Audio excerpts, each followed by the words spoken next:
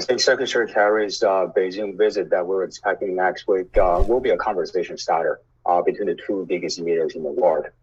This is an important effort because the U.S.-China climate exchanges have largely been disrupted by the broader bilateral relationship over the last year or so. We do know that climate change, perhaps a bit more different from many other issues on the bilateral agenda, has a great deal of urgency. Both countries, as well as the rest of the world, do need to get all their hands on deck and to accelerate their climate action. This can only be done if the two biggest emitters in the world, the U.S. and China, can talk to each other. So I do see this trip as perhaps a starting point of a long process that both countries, as well as the rest of the world, would require.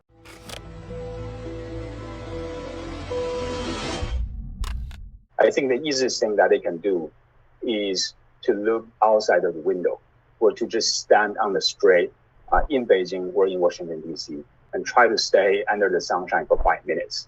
And both countries will then realize that they actually share something that is very important, which is the impact of climate change, which is haunting us, which is haunting both countries as well as the rest of the world. I think the most important lesson that China has learned over the last decade or so is if the environmental progress is to be achieved, then the country needs to align the environmental action with its self-interest. Its interest, its desire to develop its economy to ensure better prosperity.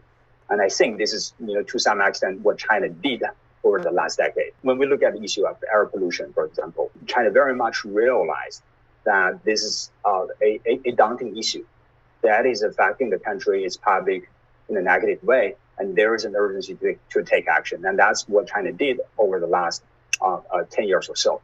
And as a result of that, we have seen steady progress with regard to cleaning up our air, improving the air quality, reducing the smart particles that are harmful for human health. I also think the alignment between China's industrialization and the clean technology sector is another critical lesson that China learned, and this is this bears significant implication for the rest of the world. The renewable energy industry in China was at ground zero 15 years ago, but just over a very short period of time, kind of managed to ramp up significant manufacturing capacity. By doing so, also reduced drastically the cost of technologies like solar, wind, electric vehicles, and so on.